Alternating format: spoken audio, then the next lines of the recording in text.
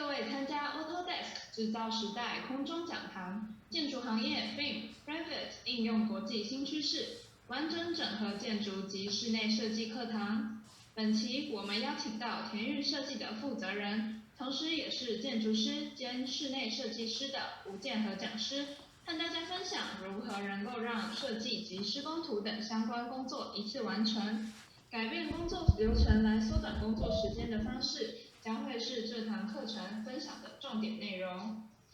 好，那很高兴跟大家分享这个全新的内容哈。这个是我们这一次全新整合的内容，也为 Autodesk 做一个新的整合。那这边有简单的介绍，大家可以快速看一下。主要就是跟各位讲说，我们用了一些经验。我们从建筑到室内设计，其实是有经历过大概10几年的时间。那这个时间呢，我们在2021年有感于就是新冠疫情对我们带来的影响，所以我将自己自身这10几年来的所有的经验，尽量浓缩成为一个很好的整合跟课程。然后2022年我们创造了 YouTube 频道，然后也不断的分享出我们一些内容，所以现在已经有世界各地的学员都看到我们，那也为台湾的这个 BIM 应用在室内设计上得到一些基础的发生。好，我们提一下建筑资讯模型这3个事情我们要先提一个很重要的事情，就是大家很容易把建筑资讯塑模这3个东西把它给拆得很散。那我们也把它拆散看看，问题是有个很大的问题，建筑是什么？建筑是 building 对不对 ？Building information modeling。所以建筑这个事情，其实它要面对的事情就是，它是在建设当中所有的涵盖的东西，它其实应该是这样的概念。那资讯这件事情，资讯其实它就是我们提出的任何跟真实世界连结的这个所有的 information， 它都应该被涵盖在其中。那最后一个塑模 modeling 这个事情，塑模这个事情，塑模这件事情，其实透过这样的模型跟资讯还有建设相关的东西整合在一起的过程所以它其实是个进行式。好，那我们快速的来提一下，我们从很早之前就运作的一个影片，让大家可以快速看一下。而且我们从很早之前就开始做了你看，其实从2018年，然后我们做建筑物，或者我们做的是其实像这种空间的一些变化，然后桥梁、图书馆，然后或者是我们在做一些它的一些应用的分析，然后或者是我们在提这个像它的应用的观念，然后建筑物的立面或者是我们提这个细部大用的一些关系大家看看，然后进到室内设计之后，它会产生的一些事情是不一样的。然后再进阶到我们视装的一些变动，然后进到我们这个建筑物跟室内装修整合在一起，老屋改造、结构的应用，然后再把这个插座开关把它整合在一起，然后再进到室内空间的变动，大声一点进到这个里面，我们在应用室内设计的时候，怎么样让施工者可以看到我们要表现的一些内容？然后在比较高端的设计的时候，它怎么样去整合在一起？包括像这样子的一个施工图说，怎么跟现场把它融合在一起？对，用那个小声音。好，然后进到公共建筑的时候，它要怎么样去应用它一些发展，然后再退缩到室内装修的这种所谓的设计呈现的效果。其实一直以来我们都在努力这个事情，而且我们其实也在面对这个事情，就是它并没有被迟滞在某个时段，它应该是持续进行。而在2021，我们在做艺术家的空间，我们怎么样去整合更细的这个图说，更细的空间的细节，然后让这件事情可以被国际看到。好，最后到2022年，我们还继续进行了一些像开放空间、公共空间的变动。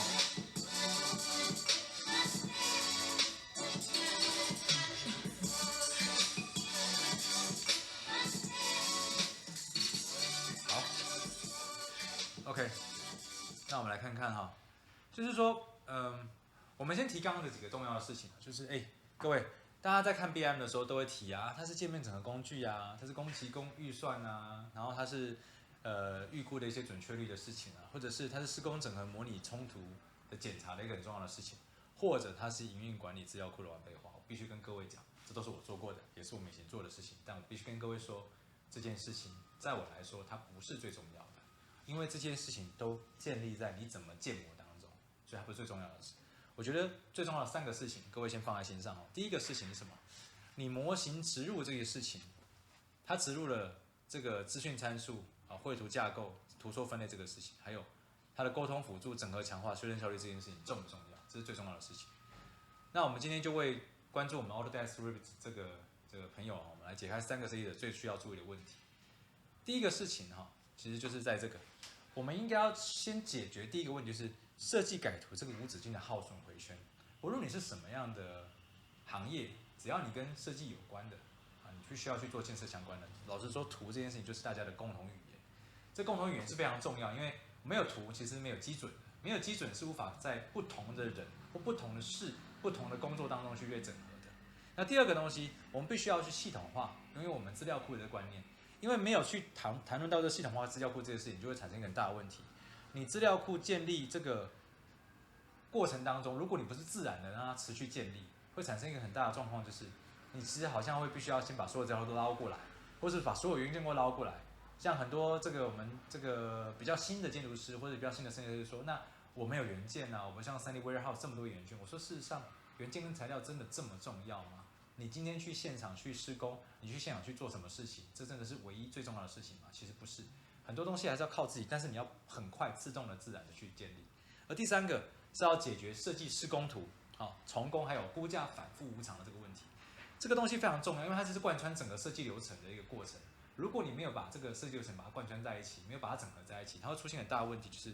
我们会回到过往的那种状态，就是不断的回圈。所以这3个是我们今天跟各位讲的最重要的3个主轴，请各位可以记起来。那我就要开始跟大家问问题了就是建设相关的产业，你是不是跟接下来的内容都很像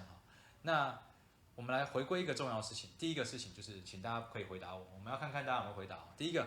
你如果是相关产业的，你为了招揽客户，你要免费咨询跟测量，你要平面要提案出图，然后讨论而且你可能会出现一个问题是，他说我们再考虑。有的人你帮我按一下1好不好？帮我按一下，帮我看一下，就是我们线上的这个研讨会的人，大家有没有回？我想知道多少人。这件事其实很容易发生的。为什么很容易发生？因为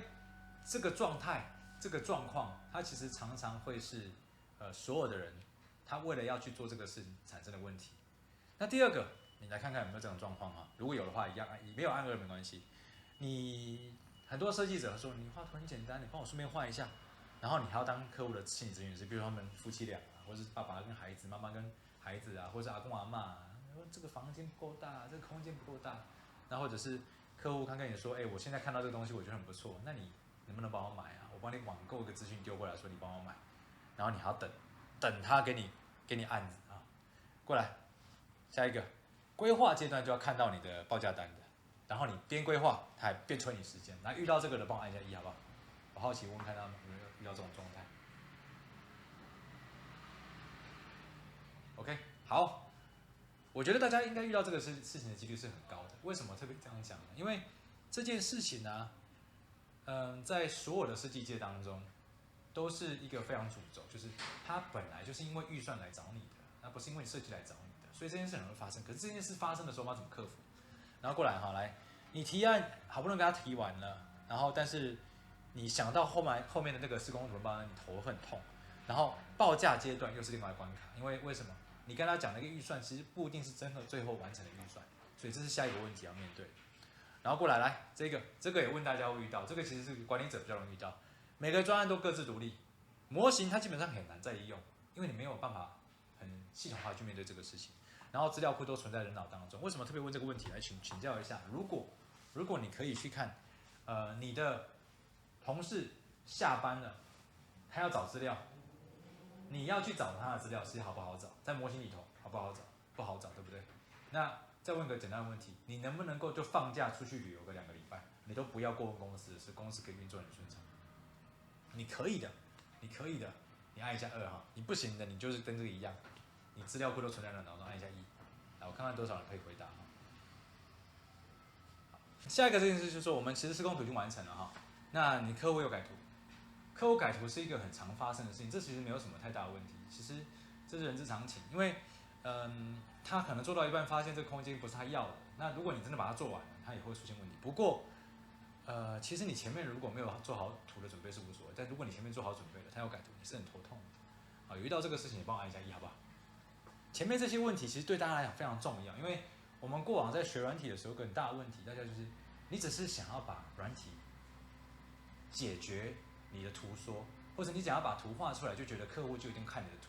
这其实是一个很大的误区。我说这个误区很重要，原因是因为我们把角色互换一下。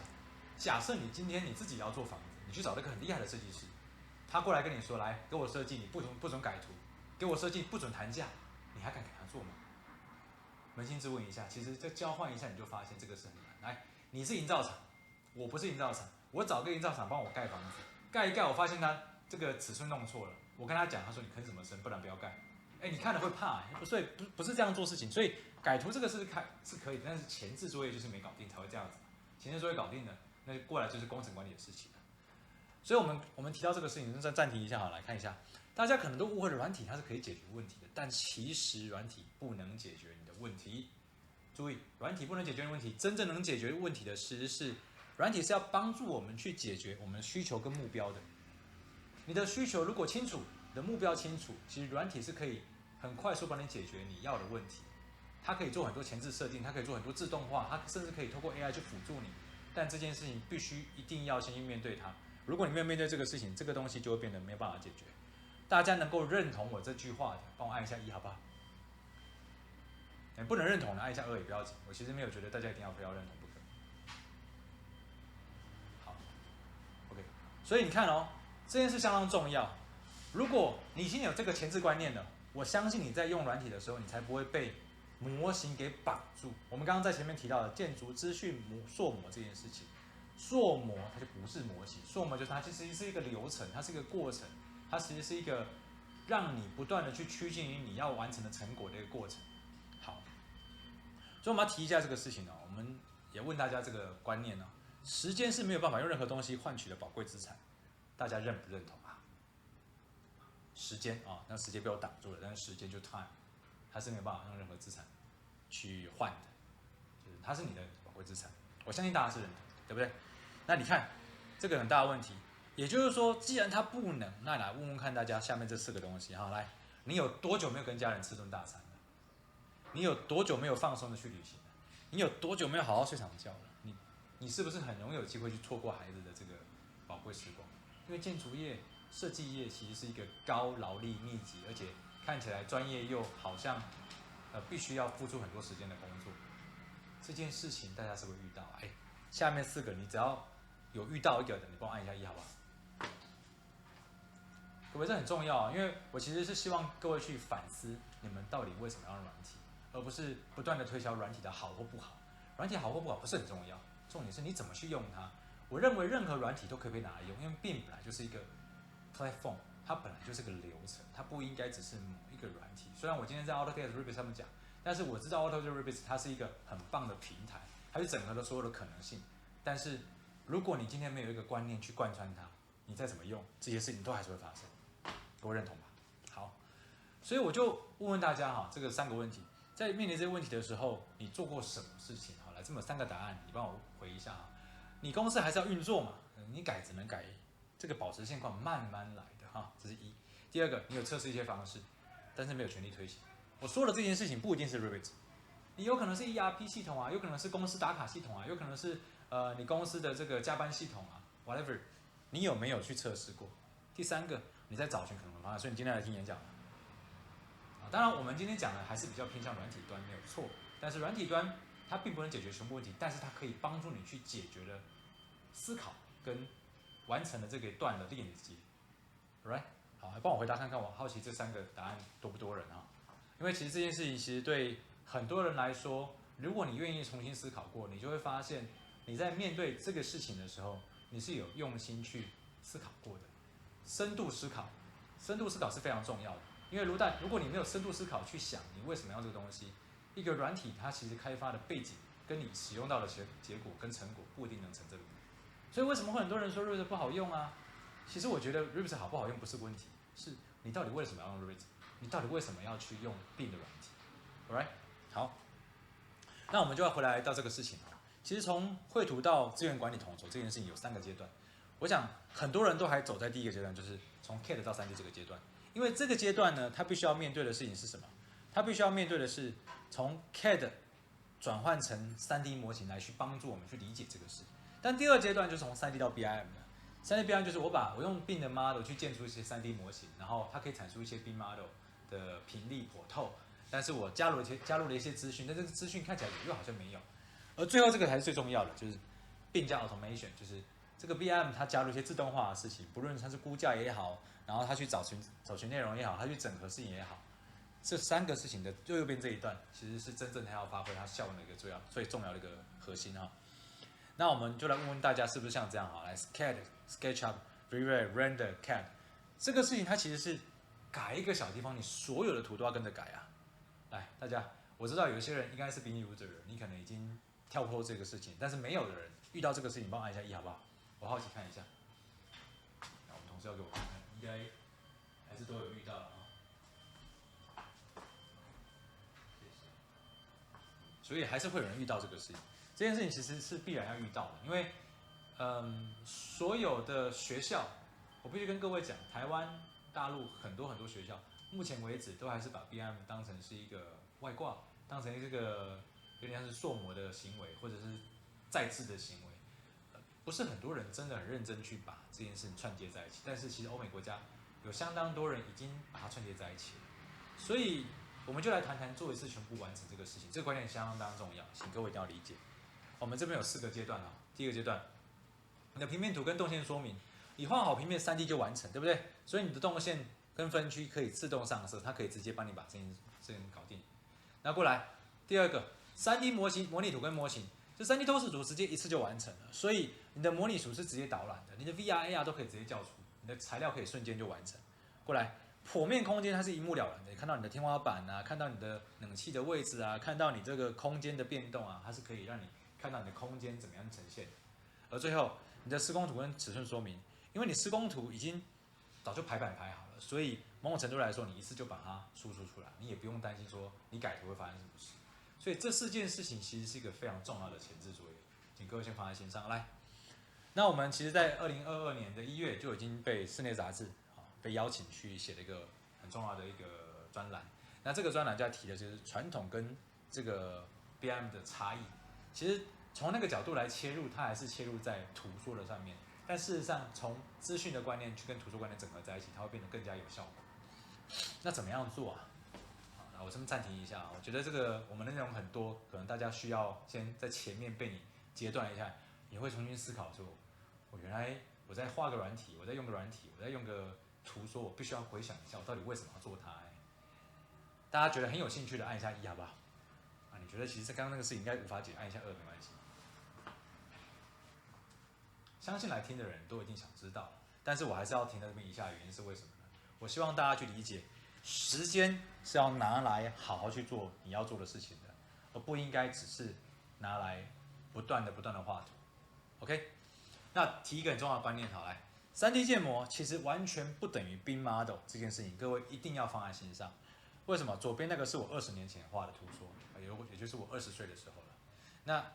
这个东西用 BIM model， 我那时候就用 Revit 了嘛，我画起来看起来跟现在也没啥两样。问题是它没有资讯，我把它的这个明明就是支撑的构架用墙去建，我把它的楼板拿来当楼梯去玩，那时候不懂，所以用那个建出来的 3D 模型只是一个表象的 model， 那其实没有太大的效果。但是右边这个地方，建制包含资讯的模型，这是2020年做的，它所有的资讯多的材料，它就是真实存在的。这相当重要的，请各位要先放在。所以这个东西，今天如果你完全没有碰过 BIM 的人，你一定要记得这个是很重要的事。用3D 建模不代表你用 BIM model， 用 BIM model 不是说你用 BIM 软体去做就代表是什么，你必须要输入正确的资讯，必须要知道怎么把它串接，必须要把参数设定好，它才会出现它有的效果，然后它有的对应的成果。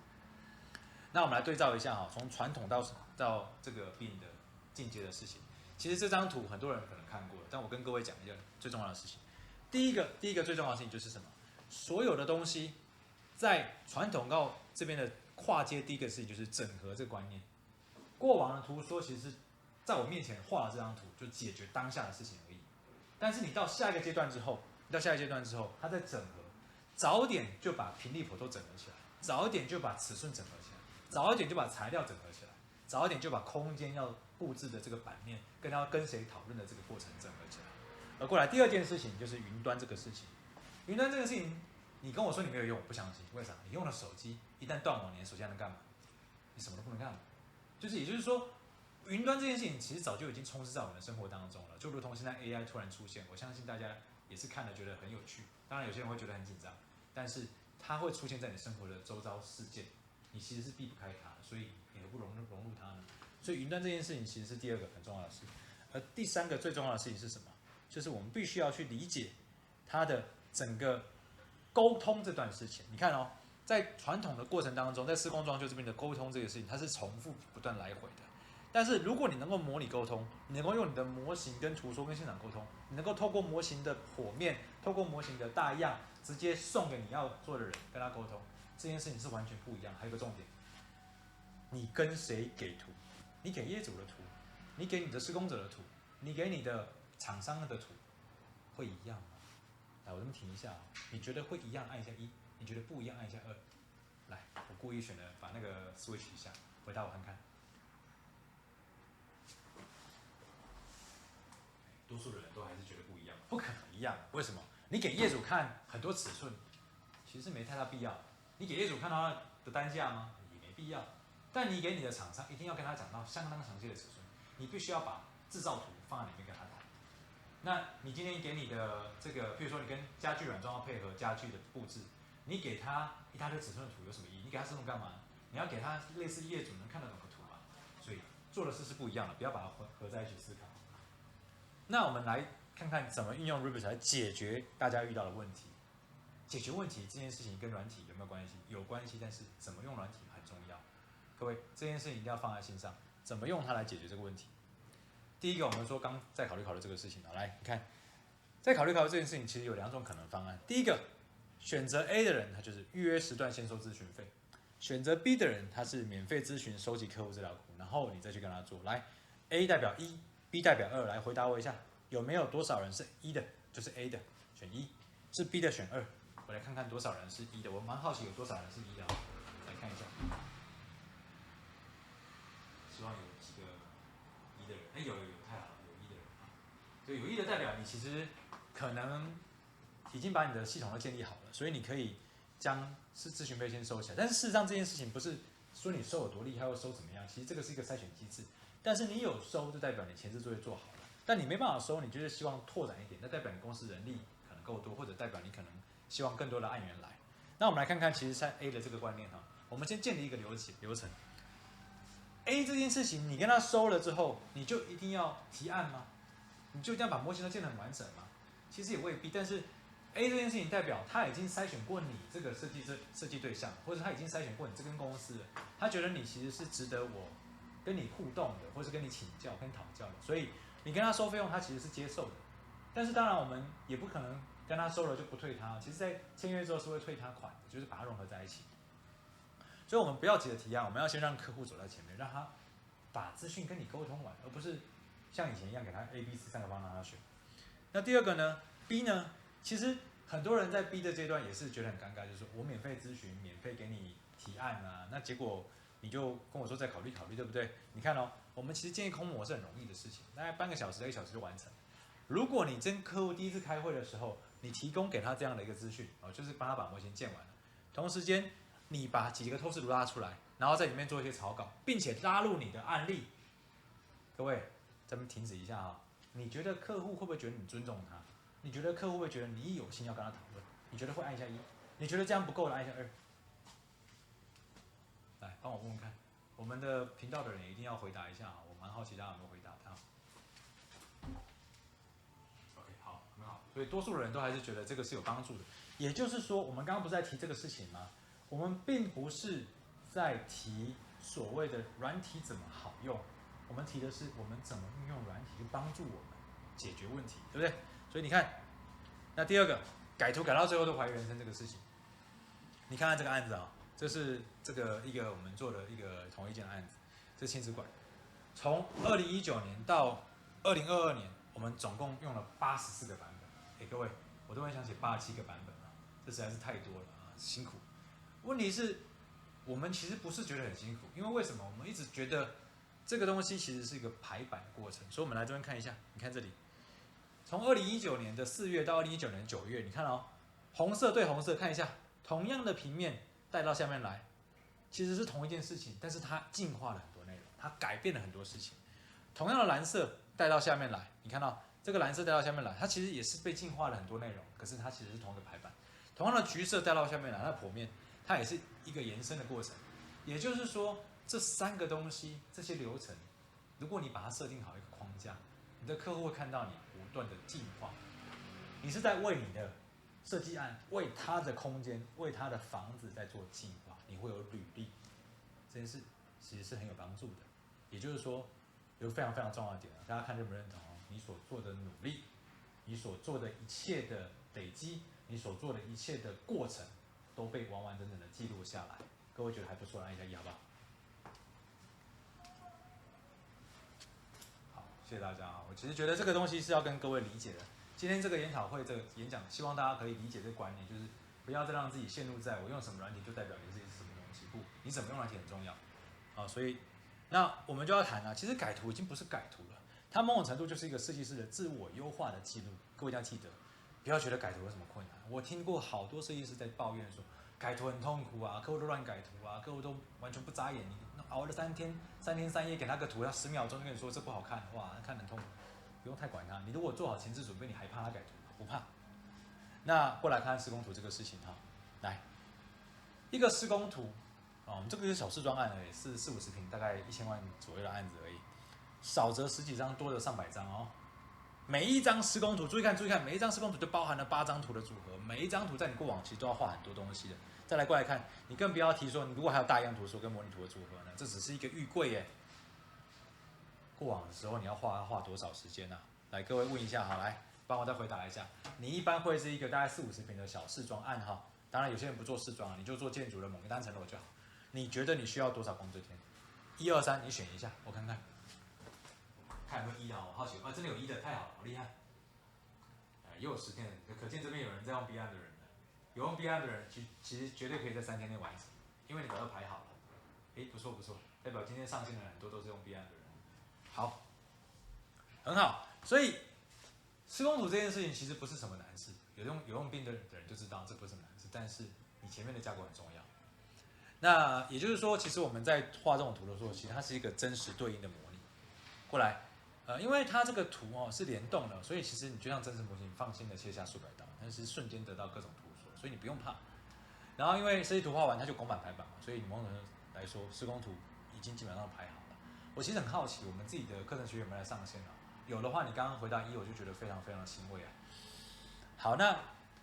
我们在谈元件库这件事情，其实也是很有趣的，因为很多人都会说，那元件库怎么办？我说其实 BIM 就很好用啦，其实还有很多很多。我们的这个网络上你去搜寻这个 BIM 的元件库有哪些，其实大概有至少8个到6个吧，6到8个，还蛮大的网站。那有10-20个，其实很多人都自己开发卖，所以还蛮多可以用的。那我们再来看，其实 SketchUp 它其实是可以引用的。我们的 YouTube 频道上面就有试过把 SketchUp 的档案抓下来，然后制作成灯具或者制作成家具，它材料是可以带进去用过来的，而且还会发光，很方便。那过来施工图画好还要换材料这个事情，来你看哦，因为你在这个用材料的时候，它其实有可能会改嘛。那你改材料很容易啊，你其实不用一张张来，你就是直接把你材料该选的东西弄出来。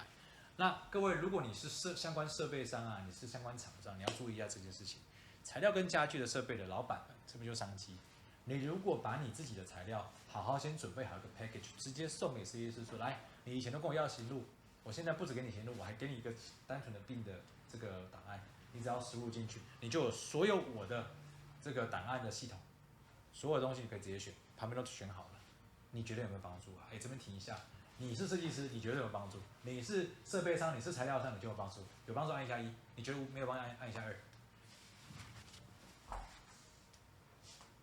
我觉得很多设计者需要这个东西，他也想到这个东西，原因是什么？因为事实上这件事情其实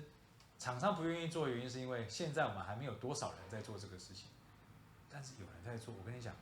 它很方便，因为也不是所有设计师都很想要自己创造这些材料跟系统，很麻烦的。那过来啊，你看我们刚刚说的，因为马上改马上表现嘛，所以其实你可以直接 render 马上出来了。那客户在看你改的时候就觉得很方便啊，他可以马上知道这个效果，然后在你的桌面上看到你要的材料，其实是很方便的事情。那因为你这个边画边看都是还可以360环境，你直接改图可以直接看效果，而且其实现在 Autodesk Revit 你只要买它的正版，它还送你 Twinmotion 的正版的专用的使用软体，哇，它超方便。当然我们 Twinmotion 也用 Inkscape 也用，但是其实这两个东西都是它专属的直接联动的事情，这对大家来很方便。过来哈，估价新端漏列这个事情来看一下，因为估价这件事情其实它是整合在一起的，所以注意看这边有没有这个瓷砖快速整砖这个事情是很重要的哈。这个东西其实只要透过简单的算式，你就可以将它整砖算出来了。哎，各位，过往这个东西你丢给你瓷砖厂商，要不要等个3天2天啊？要不要等个1个礼拜，还要帮你做这个瓷砖计划？做这件事有什么难的？你自己做啊！时间就是你的资产，不要忘记，对不对？好，再来看，因为你的这个软体其实是可以帮助你去配置的，所以你有精确的图说跟有效率的清单。你看像这个东西，天花板就可以直接将坪数算出来。你有系统性的把这个事情设定出来嘛，所以你可以提前出错，提前解决问题。然后你看它有成本写在上面，总价直接调出来。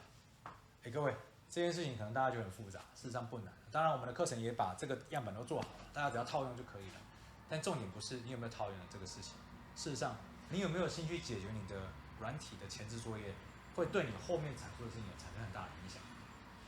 那我们来看看实际的操作成果好不好？来，让大家喘口气啊！我们继续来看，因为刚刚讲的比较多都是你的观念的事情。我们现在看看从建筑到盛装的这些变化。你看哦，因为在做建筑的时候，我们当然是以小住宅来做了哈。它其实设计跟材料是一并可以讨论发展的。那来看，你为什么不要从建筑整个的试装呢？各位，如果你这边是建筑师的人，我问你啊，你的建筑师的案子，你建造送完之后还有你的事吗？来，建筑师帮我回答一下，你之后还会牵涉到营造的按一下1，不会按一下2。如果你是建筑相关的产业的人，我看到多少？哎呦，还会牵涉到你是营造的哦，就是说不是你去给他土哦，你可以在营造那边赚到钱的按一下1啊，你赚不到钱的按一下2啊。太好了，还是有一些人有的，所以代表你可能建设公司或者是你自己有营造厂。通常建筑师在做完建造之后，营造厂这一端只能介绍，那除非他跟你有一个很强烈的一个共同的联系，不然其实建筑师建造完他就完成他的工作了。那你接下来就是去监造，有些监造可能会收个监造费，有些可能还不收。那如果你可以做试装啊，你可以做建筑啊，那你就可以整个，你可以把后面该有的东西一条龙赚到你身上来，你何必还要接这么多建造案呢？对不对？过来我们来看，当然我们就要提啊，建造跟施工图它同步进行，所以建造是可以做的。我们的建造图说都是在里面直接完成，而且在设计的时候就完成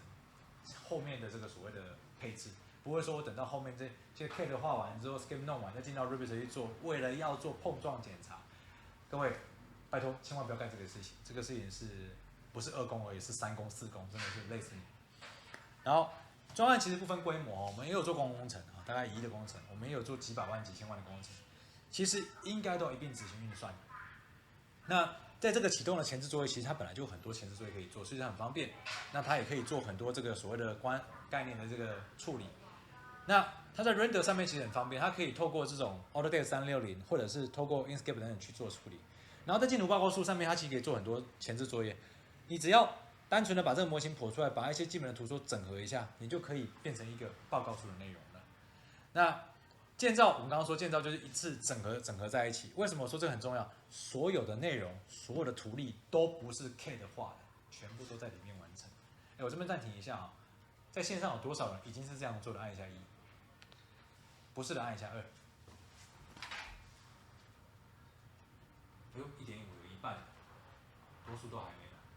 有太好了，看到几位是可以的。这个是很有趣因为能做这样的事情的人，其实你已经解决了很多问题，所以你大概也不想跳回去做 CAD 这边重复弄，你大概只会跟厂商的东西弄过来。但其实我们也有方法把厂商的东西变成图例丢进来，它其实做得到的。好，过来，你看试装审查，我们也是这样做。当然建筑可以试装也可以了，全部都照算，全部都照做。这个300平的一个整个大空间的装修的申请案，全部都完成。然后过来，所以其实所有的设计、营建、材料运用、维护的这个事情，它都是整合在一起的。它可以做很多联动的事情。但我还是回归一个原点，重点不在于你能做多少事，重点是你打算拿它来怎么做事情。然后过来估价数量，这当然公共工程估价数量这肯定不用谈嘛，很容易。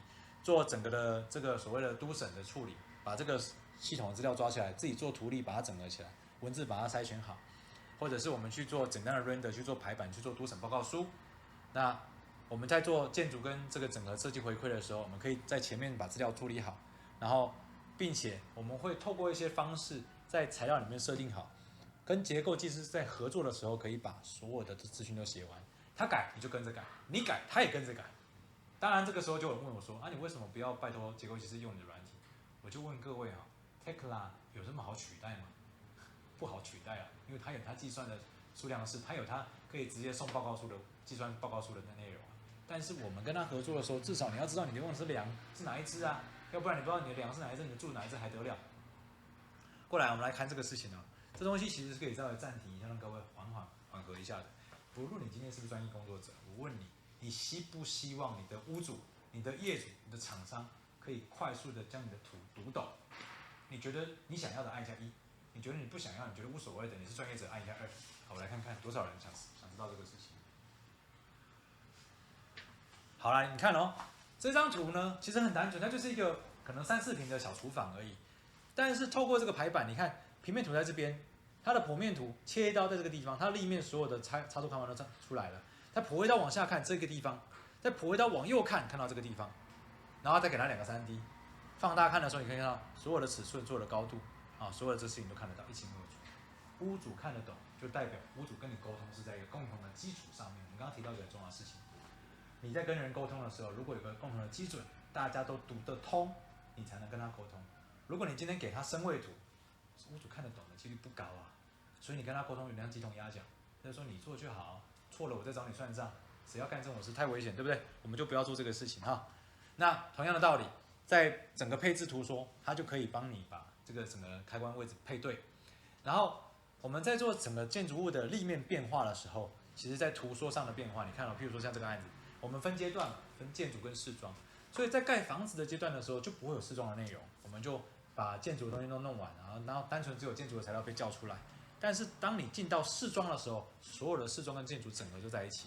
也就是说，你其实让屋主看到的其实是完成可能要发生的结果，天花板的高度啊，哪边有天窗啊，哪边是有装灯的啊，哪边有装冷气机啊，灯怎么亮啊，楼梯在哪里啊？各位，这张图说，注意这张图说。我们花的时间并不超过30分钟，为什么？我只要把人放上去，其他什么都不用做，字打一打就解决了。好，这件事很重要，来看一下。哦，实际成案多了几层啊？我们跟其他地方不太一样啊，因为我们其实是要先付咨询费才来嘛，所以某种程度来说，我们10个里面会有7、8个，通常都会直接就委托我们做，所以我跟一般的操作模式不太相同，当然我这样会少了一些量，譬如说本来会来50个，我可能现在只来30个，但是我成交率会高很多，可能就有6、7成或7、8成。那与其你50个只成交1半或3成，那你可能你会辛苦很多，所以我们不会花这么多所谓的白费力气，也就是我刚刚一直跟各位讲，时间就是你的资产，不要浪费你的资产在跟你可能不对盘的人身上。希望这样回答到你的问题。好，来过来。那你看，因为你整个设计的系统性是整合得很清楚的，所以你可以把你装修的东西整个拆开，你可以把你新增的东西把它整个拆开，一清二楚，看到你这个整个拆解说明。那过来，你看看，这就是我们这个案子嘛，你是老屋改造嘛，整个变化，好，来怎么样？然后，好，OK， 没问题，差不多了。那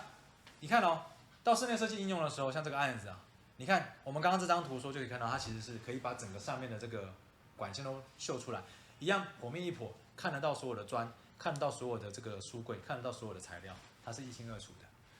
然后再来看，你看刚刚那个状况，等角透视图看它的时候，就可以看到所有的柜体，它的这个书墙，它的这个玻璃隔间跟它后面的关系。然后以及我们在看它的大样的时候，你可以看到它的柜体、它的立面、它的大样、它的3D 等角透视图，全部可以在对齐的状况下一看得一清二楚。那我们来看看这个有关面积的这个变动，你看这种东西，它就可以直接把所有的资讯都叫出来，然后它的墙面的成本、面积、附加也叫出来，它的这个板料、装饰板、美耐板的板料，如果做试装都知道，高度很重要，类型在什么地方用很重要，它的面积很重要，成本几块，块数有几块，你要叫几块来才可以注意看几块啊，总价多少，然后你的门有几个，直接全部叫出来，你的窗有几个，全部叫出来。然后开关插座不是只是算数量，注意不是只算数量，分类，你看不同的开关插座，成本数量直接帮你算出来。我这边暂停一下，各位，很多人都会很怀疑啊，甚至很犹豫说啊 ，BM 就是建模型而已。到这边你还觉得它是单纯只有建模型的，你按一下2，你觉得不是按一下1好不好？我花很多时间问问题，我也希望跟大家多一点互动。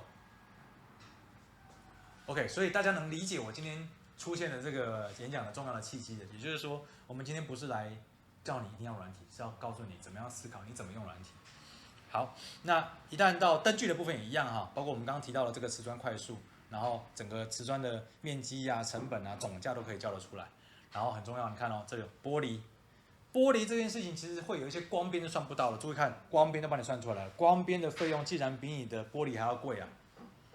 好，那整个的图说其实就像这样子，平利颇透资料，所以像这张图说，你给你的厂商谢谢你厂商谢谢你帮他把事情提前解决了。这个时候你跟他的关系就不是变成委托状态，跟他是共事的状态，这个感觉是完全不一样，是截然不同的。好，来看柜体多少，几个台词都算得出来，成本多少算得出来。然后注意看哦，我们在讲 BM 的时候，很多人都说哦，做这个表好累，做那个表很麻烦，很花时间。各位其实不用那么担心，你只要做一件事情，学会怎么查资讯就好了嘛。你可以马上查，马上填啊，干嘛非要做制表呢？很多人用 BM 做个迷思，我一定要用到我模型看起来很厉害，模型看起来一普 A 什么都行，何必呢？你今天是要拿来节省时间，还是拿来增加你的工作量的？好，那所以我们说它可以成为明细表报告直接输出嘛。那我们很快速来看一下成功案例哈。你看这个人他其实本身是行政人员，学1个月哦，跟你说无脑化，不用太烧脑，看起来很帅，学1个月他就会，他什么基础都没有。过来，这是本来就有在用这个 Revit 在建模型的人，可能他还搭配了 CAD、SketchUp 等等东西。后来他学了这个3D 之后，他就发现可以整个在一起，从头到尾串，节省了他操作生命时间的。然后过来你看，上个2个礼拜的课程，他就自己看到趋势，马上就可以画出这个前置作业了，很快就可以出图跟客户讨论。这是上2个月的设计师，注意看右边这里，他用很快的 render， 直接内建 render 就看出来跟真的照片一样。然后过来这个2个月，他就把整个课程学起来，整套图说包含水电施工图说整套都出来。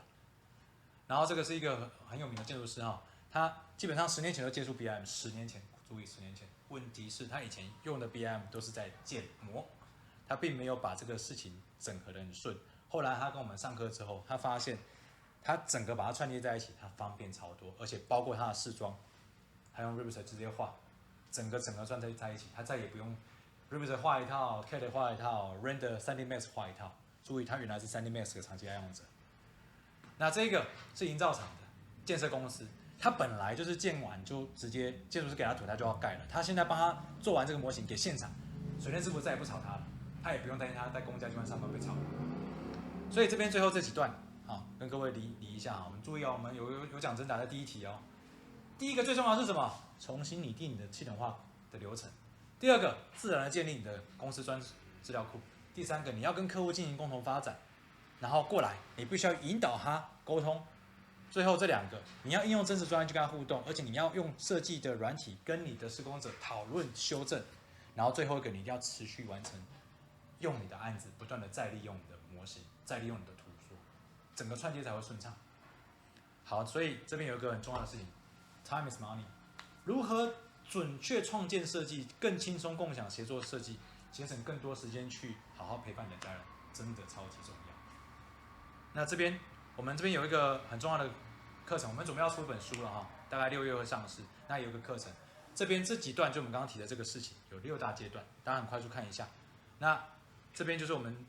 给大家的一个资本资料。那最后呢，这边我们放了一个 QR code， 大家可以扫描一下，你可以去看看我们刚刚整个资料的浓缩。那我们上面有一个非常重要的这个内容跟大家可以分享。如果大家有兴趣的话，可以到我们的 YouTube 上面去关注一下我们的内容。那看有什么问题可以问我哈 ，OK。我们感谢田玉设计吴建和讲师精彩的课程分享哦。那我们这边还有第2题的有奖征答，那请学员们在聊天室里面回复你们的答案。那第2题是，请问 Revit 运作设计管理时最重要的第1步是什么呢？是简答题，那请学员们在聊天室的地方帮我们回答。我们回答时间有30秒哦，学员们可以把握机会作答。好，我也回答一下，有人在问这个员工训练时间还有 AI 能不能取代这个事情。我跟各位说，我先回答第二个 AI。AI 这件事情它没有取代 BIM，AI 是跟 BIM 相辅相成的。AI 就是 information， 就是人工智慧，对不对？人工智慧这个 intelligence 就是 BIM 的一环，因为 BIM 的 information 其实跟人类的系统化是很像的。也就是说，你透过 AI， 你可以快速的去延伸出你 Revit 要转换出来的内容。而在我们的课程当中，我也准备要开一个直播课程，要教大家怎么样透过 AI 去帮助我们在做一些简单的 render， 还有资料分类的这个前置作业当中的一些应用。那员工训练时间哦，我跟各位说哦，事实上员工不用训练的。当然，我讲这句话看起来好像很扯啊，不是。我的意思是说，如果你公司已经有一个架构，你只要给他一个样板，给他大概不到1个月的时间，他基本上就可以上手。为什么我这么说啊？我们很多实习生来啊，就是可能寒假暑假来，那其实大概2、3个礼拜他就可以上手，盖出个简单的基本前置模型。当然到后续他必须要有一些实务观念，但是实务观念就是公司你到底有没有把整个系统贯穿到你的这个公司的逻辑上面，去让所有人可以接触的。所以要详细了解怎么样去训练员工，其实你要先看看你有没有详细把你公司的制度建立得很详细，或详细把你工作的程序建立得详细才可以。希望这样回答到你。好，那我们感谢吴讲师的详细解答。那我们第2题的简答题，请问 Revit 运作设计管理时最重要的第一步是什么呢？那我们的答案是重新拟定系统化流程。那我们恭喜刘新敏学员答对哦，那恭喜你获得我们的礼品。那我们将在会后以信件的方式寄送给您。那我们第1题的简答题，请问要运用 Revit 进行画图前，应该要先考量的主轴是什么呢？那我们正确答案是图说提供的对象。那我们第1位回答正确的学员是黄胜浩学员，那也恭喜您。那我们也会在会后以信件的方式寄送给您。那刚刚吴讲师已经有陆续回答一些学员的问题了，现在如果还有任何学员有问题的话，都可以在我们的问与答视窗中提出问题。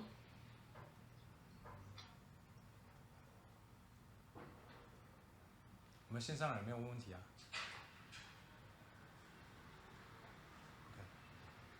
然后，那我们现在有看到一个一位学员有什么目前的缺点在未来可以更好的地方？应该是指并目前的缺点在未来有什么可以更好改进的地方？那我们请建和讲师替我们分享。我提一下缺点这个事情，其实任何事情都会有优点跟缺点。那我们不是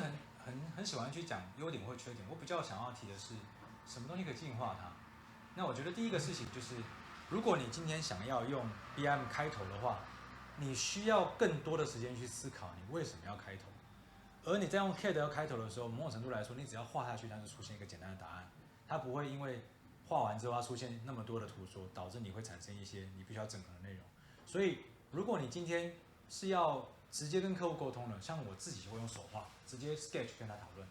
因为我这边建模给他看，没道理啊，何必呢？那有些人画手画跟画 CAD 很一样快，那你也可以用 CAD。我刚刚是不是提到这个事情 ？BIM 其实是一个平台，它是一个可以容纳各种图说、各种模型的一个平台。也就是说，你用什么软体不是那么重要，而是你怎么去观测这个软体平台给你带来的帮助。所以这第一个。而第二个东西呢，会让你觉得比较感觉好像不是那么方便的原因，就是它的投入成本可能让你觉得稍微高了点。凭某种程度来说，我单纯用 CAD 我就可以完成所有事情。用 BIM 的时候，我可能要训练人力比较多啊，或者我要接触人力比较多。但是注意看，你在前面所花的时间跟成本越多的时候，你后面的时间成本就越低。我们在谈时间是你的资产，对不对？也就是说，你前面所建立的系统越好，后面就越简单，而后面是可以自我循环的，它是可以自动化的，前面是无法自动化的。那就要回归到你怎么思考了。如果你今天做的工作是只要在前面完成，后面就关你的事了，那你就继续这样做。但如果你做的事情其实后面会不断的要自动化的人，我觉得第二件事情你应该也要考虑一下，前面建一条系统对后面的帮助有多大。那第三个最重要的事情，大概就是很多人都遇到的，就是说，那我用这个东西好像跟你讲的好像很容易，全部都知道它，为什么用起来不行？因为你都没有找到这个适当的方法去用它，或者你可能没有人站在前面带着你去真正的思考你需要它为你做什么。所以这3个东西提供你参考，谢谢。谢谢讲师的详细解答。那我们还有学员问，请问 Revit 跟 Archicad 有何差别呢？我觉得 Revit 跟 Archicad 的最大的不同就是 Revit 它建立的时候，它用的逻辑其实还是比较多 Autodesk CAD 的观念。那 Archicad 它的观念也跟 CAD 很像，但是它们两个切入点有个最大的不同就是，第一个，Archicad 它其实切入的东西会让你觉得它很像在玩 SketchUp， 因为它在建模的时候，它所阐述的图说会比较像是真的是切很多模型。但 Revit 它某种程度来说，它还是有很多 CAD 的观念在里头。所以我们从画图的层面来看，其实你用 Autodesk 的 Revit， 你用起来会比较像在画 CAD， 你应该比较能上手。但是如果你本身是一个习惯 SketchUp 运作模式的人，你会觉得Archicad 比较好亲近，你也会觉得它产出东西比较像是一种模型的观念。所以这个只是切入点的不同。但我这边先稍微暂停一下，问你一个问题：你今天去搭电梯啊，你要选择同样的电梯左右两边，左边是世界知名品牌 Altis， 右边是台湾的小品牌叉叉叉。请问一下你想搭的是 Altis 还是叉叉叉哪一个？当然我不是说这2个品牌是这样，我只是告诉你，一个是面向全世界的，而一个是面向比如说亚洲或者面向哪个区域型的，它的切入点的平台的观念是不一样的。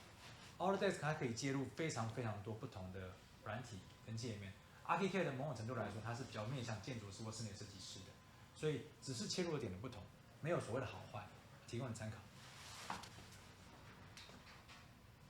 好，谢谢讲师。那我们还有一位学员说，想请问，因为并高度的整合了建筑资讯，所以常常牵一发动全身，有时候更改设计内容时，会导致其他地方或是图面变化，导致出图时都要全部图说都检核一次。想请问建筑师也有类似困扰吗？又是怎么解决的呢？这件事情其实是这样子，因为多数的人在设资讯的时候，只是把资讯输入进去，但你在改变那个资讯的时候，你并没有复制，重新造一个材料，或重新造一个墙体或楼板，所以你才会发生这个事情。我们的课程当中第1堂课就跟大家讲，所有的材料，所有的你的类型的元件，你的资料库都必须要仔细的命名，仔细的分类，这件事情相当重要。所以如果你有确保前面这个事情，后面这件事情其实不太会发生。但是你刚刚说的问题可能会发生在一个地方上，譬如说我今天用材料标叫东西出来，我改变了之后，或是我的模型突然把它变成线稿的时候出来它会不见，你大概要检查一下没有错。不过我还是回来问这个问题：今天你用 CAD 的时候，难道你不用检查吗？也是要检查，对不对？所以他已经帮你解决很多前置的问题了。然后过来我再延伸说一个问题：这件事情其实帮忙你检查的东西还有谁可以帮你做？Dynamo可以帮你做啊，Dynamo可以帮你做前置作业的检查，它可以帮你做很多前置作业的事情。那 Dynamo 在 Autodesk 上面，它有很多很棒的课程，其实是可以让大家去参考，怎么样去帮助你解决你的问题。每一家公司、每一个使用者、每一个设计者、建筑师、材料厂商用的内容都不尽相同，大家要锁定你需要的东西去学就好，千万不要觉得什么都要学、什么都要做才代表你用的 BIM。这句话是跟大家分享的。好的，那下一题是目前渲染都用什么软体？我们现在都用 Inkscape 跟 Twinmotion， 那尤其是 Inkscape 我用比较长，因为 Twinmotion 最近才免费可以使用，我们都在测试。那 Inkscape 有个最方便的地方就是我们刚刚跟大家简报的，就是我可以瞬间切出 Twinmotion 也可以，只是 Twinmotion 它多了更多的自适应的参数调整，它还可以帮你把门打开、关起来啊等等之类的内容。所以面向不同，如果我今天在开会跟客户讨论的时候，我用 Inkscape。那如果我今天要做一个比较高阶段的、比较高纯度或者高系统化的这种动画，我会用 Twinmotion。谢谢。那询问讲师在设计初期的阶段导入BIM，业主无限改图变成BIM模型，一直在等图说改好才能建模。那请问讲师有遇过差不多的状况吗？有一些经验可以分享吗？其实我们刚刚有提到这个跟客户引导这个事情，我们往回看这个事情，这个事情很重要，就是说我们在跟客户引导式沟通这件事，就是你在带着他去做他的房子，或带着他去盖他的房子，或者带着他去做他想要的空间。这件事情其实是要引导的，这是个流程的。这个流程其实是必须要去一步步的去带动它，而不是像我们过往一样，我就给你做 A、B、C， 你选个方案，你不喜欢我再改 C、D、E， 你再不喜欢我再改 A、D、F， 不要干这种事。所以我们才会跟各位讲这个事情，也就是说，整个 BIM 在操作的时候，它其实是要有一些观念去切入的。如果这个观念能切得准，这个管理课程的逻辑，它才能够帮助你去解决你要做的问题。但如果你没有把这个事情先定好，你就会出现你刚刚说的状态。而我们其实不太会遇到这个事情。那如果我们遇到这个事情，某种程度来说，我就会直接跟客户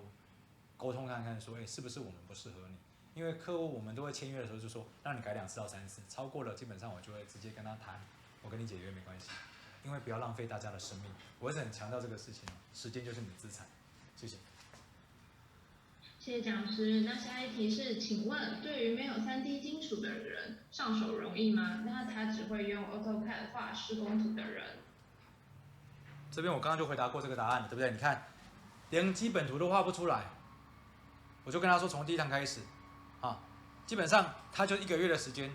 他就看完第2堂课而已，他就说可以无脑画，不用太烧脑。这个大概可以帮我回答这个问题了。那我们也很多人都是1个月就完成所有东西，那他也没啥经验。那其实也有上了职训局的课程的人，然后才来上我们的课，然后他就说我在职训上了2个月，还不如你上这边2堂课的感觉一样。因为我刚刚说一个很重要的观念，如果你不断的切入在模型上面，切入在怎么画出图上面，你就会把头脑绑着，我只是为了把图画出来。就如同你小时候在考试，你为了考试而去读书，你觉得你记得起来吗？你只是为了要考明天考试，所以我今天硬背啊、硬科啊，所以明天考完，然后考了个不错的分数，然后考完试就忘了。我们现在建模型，很多人都在干这种事，就是我只是为了把这个图画出来，为了给客户看啊，为了给老板看啊，为了给主管看啊，为了给我的协力厂商看啊。问题是你在画什么不一定知道。所以如果你今天像他就是为了要帮他的客户解决一个简单的格局问题，他有目标嘛，很快就执行，然后就完成了。提供你参考。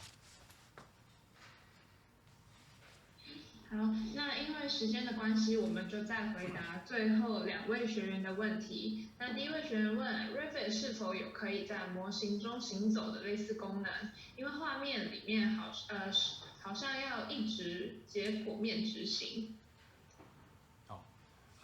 他在里面游走这个事情，可以透过 Inkscape 和 Twinmotion 可以直接走，是很容易的，就是你只要把它开起来就可以走给客户看，而且你可以录起来变成影片，这是个方法。另外一个方法就是你也可以透过 Revit 内建的动画的制作，直接设定路径，让人可以走来走去，这是第2个方法。还有一个方法就是第3个方法，就是用 Navisworks 把你的档案传出去，用 Navisworks 直接设定个人在那边走来走去也是可以的，所以是很方便。谢谢。